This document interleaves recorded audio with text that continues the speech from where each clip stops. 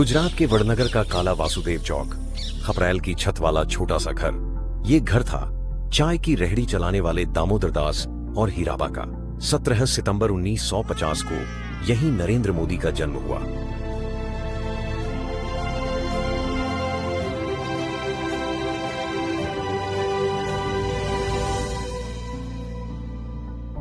दामोदर दास, हीराबा, उनके 5 बेटे और एक बेटी, एक कमरे में कुल 8 लोगों का परिवार रहता था। तेज बारिश में छत जगह जगह टपकने लगती। हीराबा रिस रहे पानी के नीचे बर्तन लगाती जाती।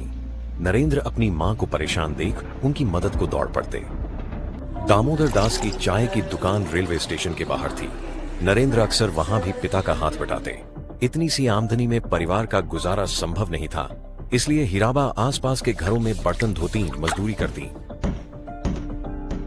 अब जब हम छोटे थे तो हमारा गुजारा करने के लिए वे अड़ोस पड़ोस के घरों में बर्तन साफ करना, पानी भरना, मजदूरी करना।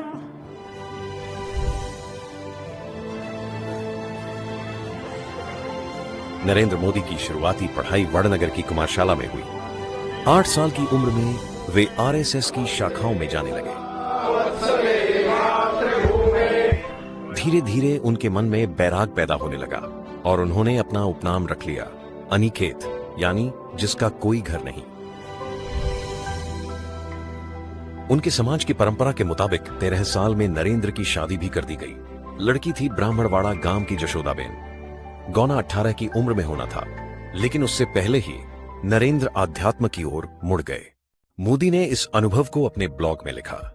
मैंने जब घर छोड़ने का फैसला कर लिया तो उसे भी माँ कई दिन पहले ही समझ गई थी। संतान घर से दूर जा रही हो तो माँ की ममता पिघल ही जाती है। माँ की आंख में आंसू थे, लेकिन मेरे लिए खूब सारा आशीर्वाद भी। घर छोड़कर नरेंद्र पहले रामकृष्ण मिशन के बेलूर मठ गए। इसके बाद दिल्ली, राजस्थान, पूर्वोत्तर और फिर हिमालय। सबसे ज्यादा समय उन्होंने गढ़वाल के गरुड़ चट्टी में बिताया। करीब 2 साल बाद मोदी वापस वडनगर लौटे, लेकिन महज 17 दिनों में फिर घर छोड़ दिया। मोदी अहमदाबाद के डॉक्टर हेडगेवार भवन में रहने लगे। यहां वे संघ के स्वयं सेवक, फिर शाखाओं के प्रभारी और फिर प्रचारक बन गए।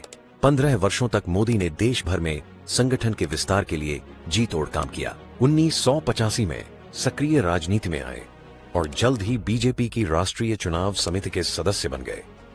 साल 1990